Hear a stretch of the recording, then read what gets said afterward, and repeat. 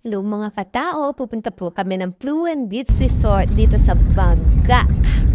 Ayan po, biyahe na kami ngayong umaga. Umalis kami sa bahay ng 6:30. So ayan, biyahe lang po kami. Hello Leah, tignan mo naman.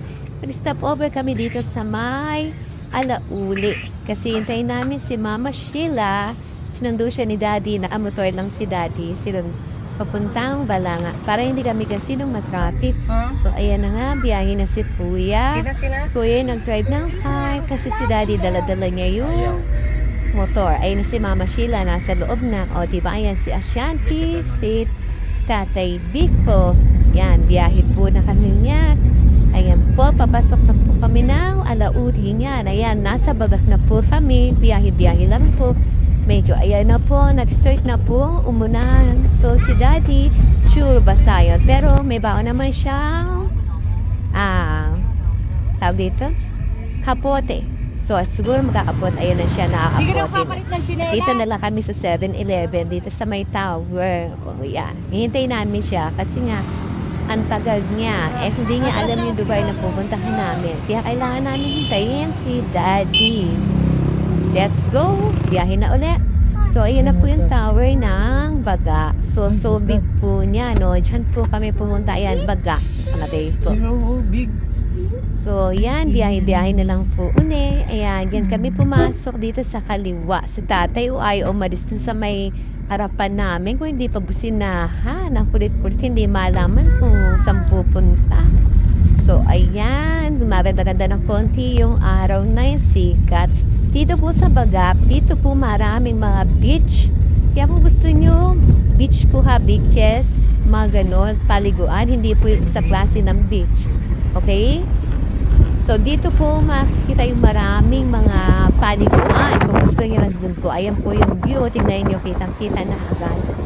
So, nandito din mga yung mga puntahan ng mga artista pag gusto nyo po talaga na maghing sosyali ng dating dito kayo pumunta kung gusto nyo dito makakita ng maraming artista. So ayan, isang beach pa rin po yan, diba?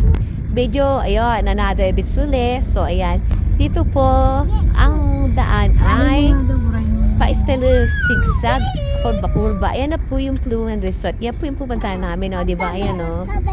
So, diba? Wait na lang po. At maya-maya po, andyan na kami. Medyo pababa po yung daan. Ayan. So, nire-renovate po uli. Yeah.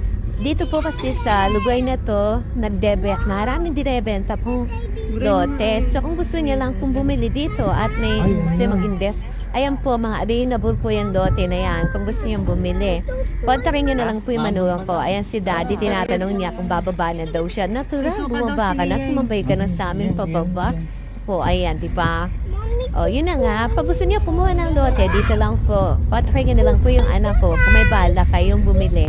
So, eto na po mismo yung resort. Papasok na po tayo. Ayan. Hanap lang tayo na makakausap. Libre po kasi to. Bali, yung manugang ko, binigay sa kanya itong package na to para sa amin. So, syempre, pag libre, go, diba? Kasi walang gastos. Bali, ang gastos mo lang is yung food. At panggas, syempre. So, eto na po tayo. Pasok na po tayo sa loob, mga katao.